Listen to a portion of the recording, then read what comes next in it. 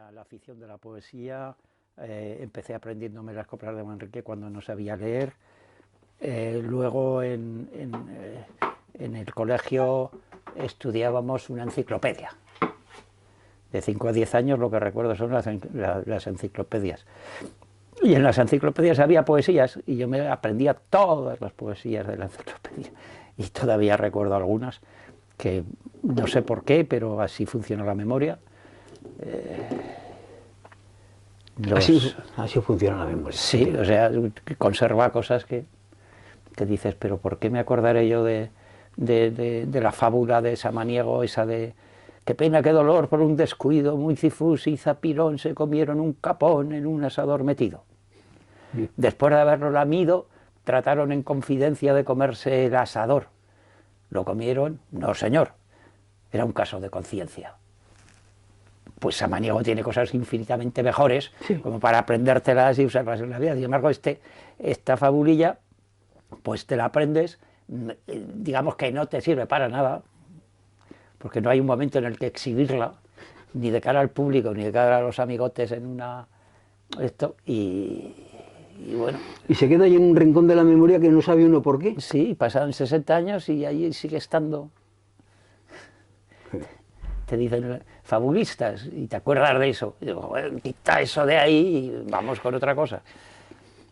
Pero hay un momento en que por primera vez tienes que subir a un tablao y ahí te se remueve la conciencia. O sea, ahí dices que lo mío va por aquí.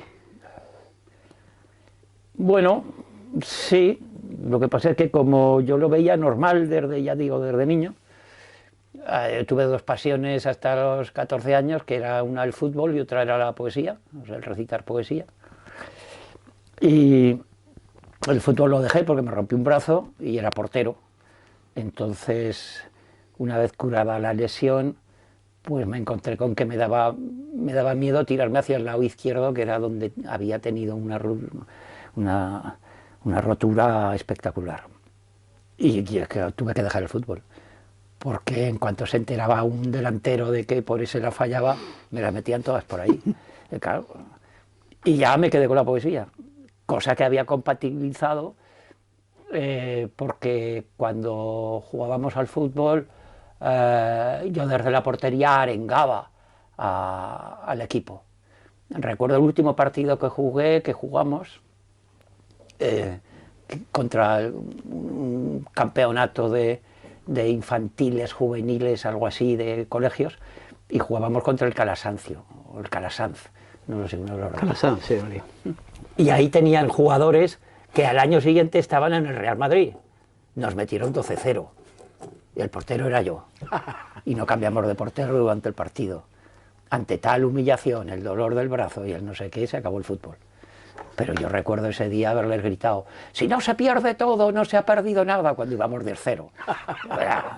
Eso lo del Alcoyano, sí, sí. Sí, no, eso era una cita de Miguel Hernández, ¿no? Pero sí. ahí, con eso jugábamos, sí.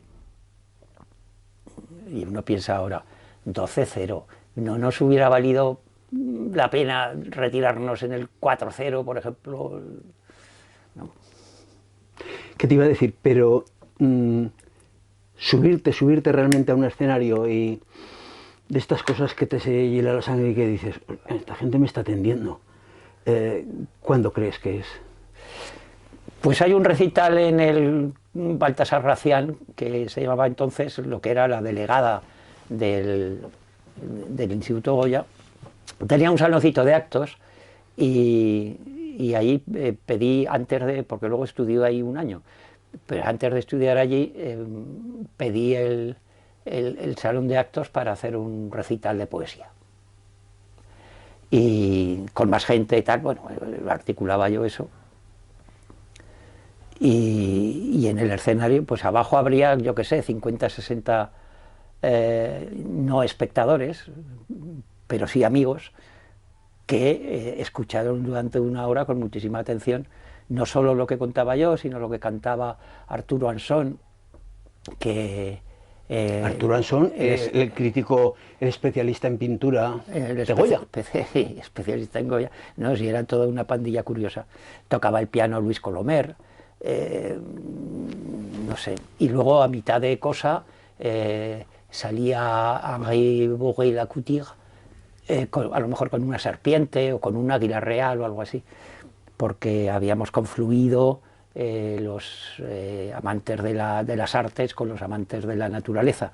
Entonces, digamos que estábamos un poco de prestado en su local, y las primeras actividades que hicimos, pues las hicimos con ellos, y realmente pues sí, era curioso. O sea que de repente acababas un poema de Machado y aparecía un señor con un águila en la mano, ¿no?, para explicar las diferencias que había entre el buitre y el águila. En fin, esas cosas hacíamos. Una mezcla de revista y de... Sí, varietés. ¿Varietés? Varietés. Eso te... De las elecciones, y antes de la venida del Papa, nos fuimos, Héctor Grillo, Carlos Herrero, Carmen Orte y yo, luego irían pasando el resto de compañeros, a vivir a Sevilla. Y ahí estamos un año. Ahí nos sale un trabajo que cambia ya nuestra estructura y dinámica. En la Universidad de Córdoba hay la cátedra de griego. Quería trabajar sobre la poesía, más que la poesía, la literatura hebrea medieval. Entonces, bueno, hablamos, seguimos viviendo en Sevilla más o menos, y nos vamos a trabajar a Córdoba. Y estuvimos ahí como 6 meses preparando un espectáculo sobre la poesía hebrea hispano medieval.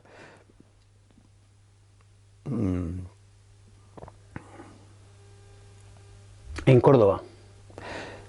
Sí, la facultad de letras estaba en la Judería, y el palacete Salazar, me parece que se llamaba, el palacete donde estaba, con patios inmensos y demás, donde estaba la facultad,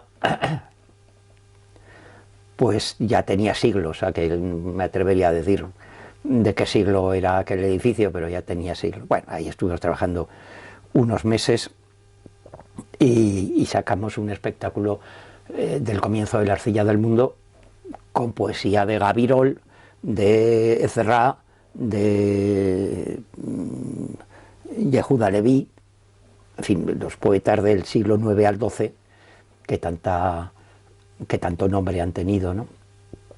Y bueno, eso era una cosa muy rara, pero nunca la mitad de los poemas no se habían traducido nunca al castellano, por ejemplo, ¿no? Y ese espectáculo hicimos pocas funciones, pues a lo mejor hicimos 10 funciones o 15 a lo largo de 3 o 4 años.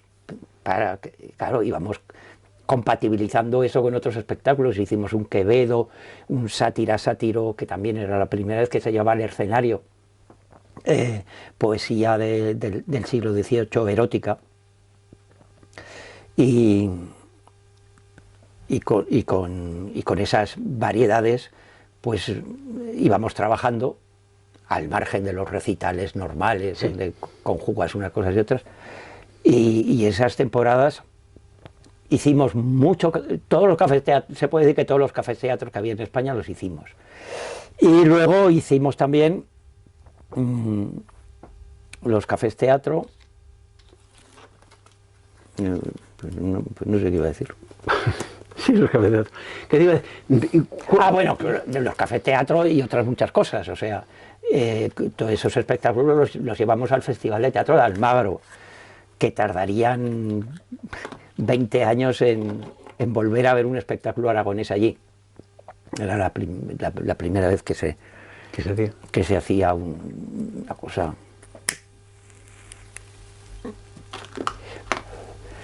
Era una época en la que nos juntábamos mucho, gente de la farándula, tanto en Sevilla como en Córdoba, como en Madrid, porque el siguiente paso fue irnos a vivir a Madrid. ¿Por qué? Fundamentalmente porque estaba Agustín García Calvo, que tenía una tertulia en el Manuela. Entonces un día a la semana íbamos a ver a García Calvo. Bueno, aprovechábamos porque éramos jóvenes y no sé dónde sacábamos la energía, pero Carmen, entre tanto, pues iba al Conservatorio de Música de Madrid. Yo estaba montando otras cosas. Héctor Grillo se había vuelto a Italia y yo me volví a Italia, Héctor Grillo, a decirle: vamos a planificar en España, en la ciudad que quieras, para hacer este espectáculo, este otro, para revisar esta propuesta. O sea, digamos que a los 10 años de creado el grupo, el Silbo Vulnerado ya está danzando por distintos lugares del país, ¿no? Haciendo cosas. Sí. O sea, no solo haciendo funciones, sino haciendo cosas. El salto a Buenos Aires, ¿cuándo te lo planteas? De siempre, porque yo tenía una gran afición a los tangos, por ejemplo, desde niño, porque cuando mi padre se afeitaba, cantaba tangos. Y yo me acuerdo que me sentaba en la orilla de la bañera y escuchaba los tangos, y ya de siempre. Pero como entre que había estado en la cárcel y luego que me había hecho objetor de conciencia, total, que no me daban el pasaporte. Y en aquel tiempo no podía salir ni a Andorra sin el pasaporte maldito. Finalmente el ejército me absolvió, me dieron el pasaporte y en el año 85 había tenido unos trabajos bien remunerados. Me fui a Buenos Aires y ahí no me fui a actuar, o sea, me fui yo solo a ver qué pasaba, a ver si eso era cierto. Me acuerdo que Rey del Corral, José Antonio, me hablaba siempre maravillas de algunos países, la aceptación que tenían en la escucha de poesía. Yo quería comprobar eso. Y bueno, pues efectivamente en el 85 me voy a Buenos Aires, estoy ahí hasta 4 o 5 meses, hasta la primavera del año siguiente. Y ahí me encuentro con gente que ya había conocido en España, como Javier Villafañe, y poco más. Quiero decir que todo lo demás, toda la agenda con la que salir de ahí, eran desconocidos antes de llegar. Y claro, pues gente muy curiosa del mundo del tango, del mundo de la música, del mundo del teatro, algunos poetas pocos, porque los poetas que más me interesaban todavía no habían vuelto del exilio a Argentina, ¿no? Sí, por ejemplo, Juan Gelman no quería volver en aquel tiempo. En fin. Pero bueno, encontraste muy buena acogida en Buenos Aires. Vi que era posible trabajar en Buenos Aires. Vi que era posible. Cuando a ver, estás varios días en el Teatro Nacional Cervantes, actuando. ¿Eso es tiempo después? Sí, eso ya es 10 o 12 años después, sí. Sí.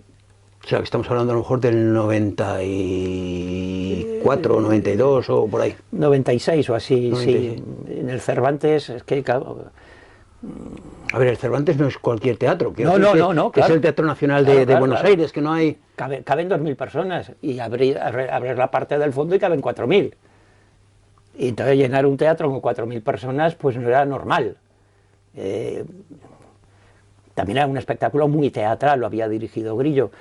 Y entonces claro que era de poesía, pero cuando trabajábamos con Grillo la poesía tenía su espacio y la interpretación tenía otro, en fin. Y ahí presentamos Goya Poesía Circundante. Goya Poesía Circundante. Pero antes de eso habíamos ya estado en la feria del libro. En la feria del libro en Buenos Aires se hace siempre con congresos, se alimenta de congresos, por ejemplo, congreso de cirujanos y congreso de narradores orales hispanoamericanos. Y entonces, pues bueno, pues fuimos los primeros en aparecer por ahí en esa opción y desde entonces, pues no sé si hemos estado 10 veces, porque realmente la poesía gusta mucho, el cómo lo hacemos gusta mucho también. Y aparte de lo que es la poesía, y lo que es la Feria del Libro y todo lo que lleva alrededor el mundo del libro, pues trabajábamos también en café-teatro, porque el café-teatro es, o por lo menos era, una de las formas más magníficas de ocio que se le puede plantear a un ciudadano, de irse a las 10, 11 de la noche a un garito donde hay un pequeño escenario tal, y tomas tu copa y pasas las horas. En un nivel mucho más pequeño, pero recuerdo que diste varios recitales para los libreros anticuarios en las ferias, cuando hacían las ferias de libreros anticuarios en el Carpanta. Sí, eso fue más, más adelante, eso fue claro. más reciente, pero bueno, pero sí, claro. que era y tal. Oye, una pregunta que siempre me ha sorprendido. ¿Cómo es que aterrizas en Kiev para dar un recital de poesía española? En Kiev. Bueno, son esas maniobras que se hacen comercialmente hablando. Y nosotros hemos tenido mucha vinculación con el mundo de la enseñanza.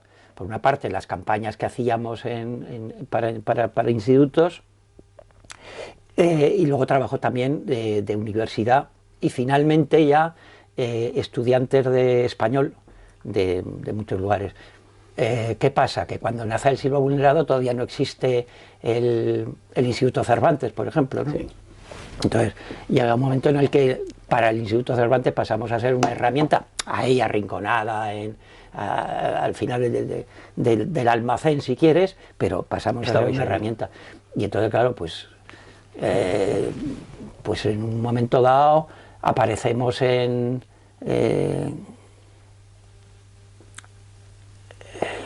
Sí, en el Cervantes, o os darían no, alguna... aparecemos porque esa fue curiosa.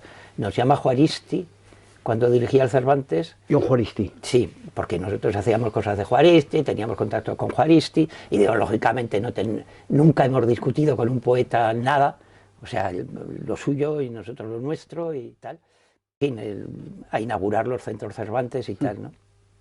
Y en una de estas, pues estábamos trabajando con la asociación de profesores, bueno, con una asociación de profesores de español. Y entonces, pues ahí pues también vieron que podía ser interesante que los estudiantes de otros países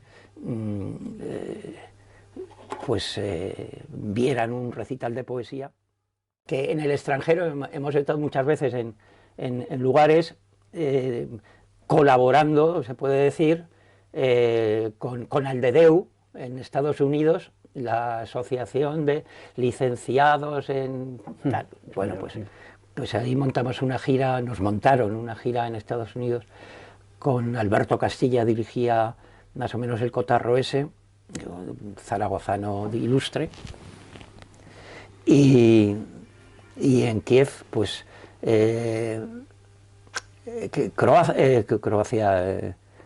Ucrania es un país que tiene una asociación muy potente de profesores de español.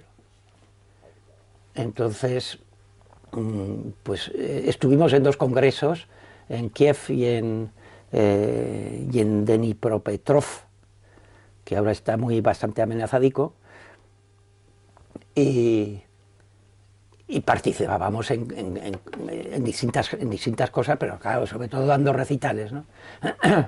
Dando recitales para los estudiantes y para los profesores, porque muchos profesores no creen que el alumno vaya a sacar gran rendimiento de un idioma que no conoce con palabras y expresiones y cosas pues que no están en el uso habitual de la enseñanza, ¿no?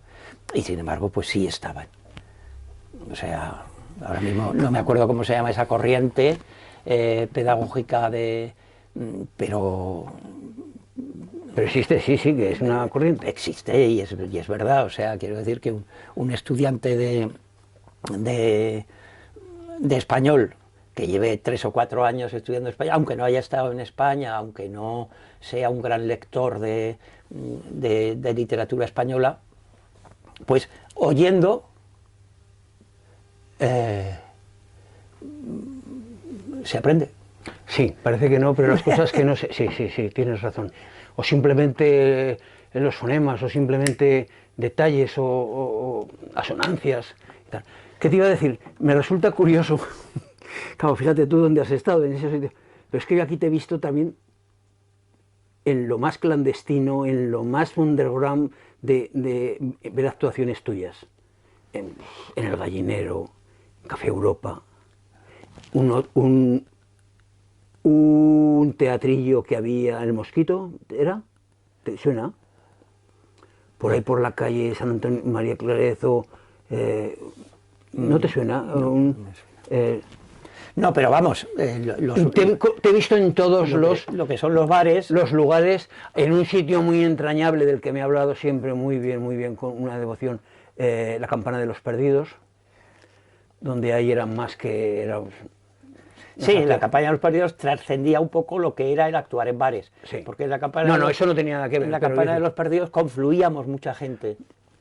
Y, y se hacían lo que llamábamos off. Entonces acababa una función y dejabas pasar un rato y ya se subía al escenario y el que quería subía y cantaba o recitaba o... El otro día me decía Rodo la cantidad de personajes curiosos e interesantes que han pasado por la Campana de los Perdidos, que es una cosa que la inmensa mayoría de la gente no conoce ni dónde está, ni qué era, pero calculábamos que en todos estos años es que ha habido más de 3.000 actuaciones en la Campana de los Perdidos. No todas de poesía, no todas de literatura, pero 3.000 actuaciones en una ciudad dura, digan lo que digan, como es Zaragoza, Sí, sí. son actuaciones, son actuaciones. Eh, Sí, me resulta... Sí, había domingos que teníamos la función matutina, que era para niños, luego a lo mejor una sesión de tarde con el mismo contador de historias o lo que sea, para público normal, y luego por la noche pues una sesión, o sea, 3 sesiones, que no es decir que sea fácil hacer eso. Pero fíjate que yo había descubierto que Bauman, primera parte, segunda parte, Nicanor Parra estaba diciendo lo mismo, más o menos sí, lo mismo que estaba diciendo Bauman. Y claro, para mí Nicanor Parra no será el gran poeta, si quieres, pero... pero deja entrever. pero no, grandes poesías, por supuesto, sí, que tiene y tal, pero es una cima del idioma, Nicanor Parra. Bueno, he de decirte que aquí en Zaragoza te han dado reconocimientos de Aragón, te los han dado, te han reconocido, no sé si estás satisfecho, sí, sí, claro, si estás agradecido, sí, sí. Si te... El gran éxito en este oficio artístico del escenario está en subirte al escenario. Ese es el premio. Entonces, bueno, pues en tu ciudad normalmente hay conflictos. Hace no sé cuántos años que no piso el teatro principal, ya, más que para homenajes que se hace a compañeros que se han muerto. ¿Por qué? Pues porque hay un señor ahí que dice que el silbo vulnerado no trabaja aquí. Entonces, bueno, mientras me dejen trabajar en el gran teatro de aquí y de allá, o me dejen a mi aire ir a festivales, a Colombia o a Cuba, sobre todo, que trabajo mucho en Cuba, pues Cuba es uno de los temas que no hemos tocado, pero sé que has estado varias veces y te has encontrado muy bien en Cuba también, muy cómodo. No. En Cuba. No, pues no. He estado muchas veces. No cómodo de cómodo, sino has estado muchas veces y te han reconocido, me refiero. Sí, claro, o sea, se puede decir... Cómodo, no cómodo. Sí. En Argentina, en Colombia, en Cuba, pero sobre todo en Cuba y en Argentina, me siguen llegando invitaciones para acudir a festivales. Entonces, pues bueno, como las circunstancias no son propicias, pues no vas, ¿no? No, pero sí que no me extraña que te sigan llegando invitaciones porque... Claro, pues eso en relación con lo que es tu ciudad, ¿no? Se puede decir que que el que se va, tiene 20 años, se va de su ciudad y no vuelve hasta los 60, ahí lo tiene jodido. Ya. Porque tú para que te fuiste, pues vete, pues si te tardan también, pues no sé qué tal, ¿no? Ya. Pero nosotros siempre hemos mantenido la base en Zaragoza. Y luego, pues finalmente, porque sí, pues la tienes en Buenos Aires, porque estás trabajando con 3, 4 grupos de teatro, unos los diriges, otros te echan una mano, otros tal, en fin. Aquí en Zaragoza lo que tienes, yo creo que eres la persona que ininterrumpidamente has hecho más, por ejemplo, los veranos de Delicias. ¿Cuántos años llevas? Quiero decir que no veo ningún otro espectáculo que haya tenido tanta continuidad. No es un espectáculo propiamente. Bueno, ya, pero siempre has estado allí formando y organizándolo tú. El ciclo de las noches de juglares, Sí. pues se viene haciendo desde hace 29 años. Pues es decir, que yo no conozco aquí en Zaragoza Ininterrumpidamente. algo que haya durado tanto de una forma ininterrumpida. Sí, bueno, pues es un poco mérito del barrio de defender una programación que gusta, Sí. y que además va a la contra de la opinión generalizada de señores como el que lleva el teatro principal. O sea, dice, no, esto es para este tipo de público, no, esto tal. De vida y este rato que hemos pasado también, te lo agradezco de corazón, mucho, mucho, mucho, y en fin. Hasta que quieras. Como decía, seguiremos discutiendo en la eternidad también, Claro si hace que sí. falta.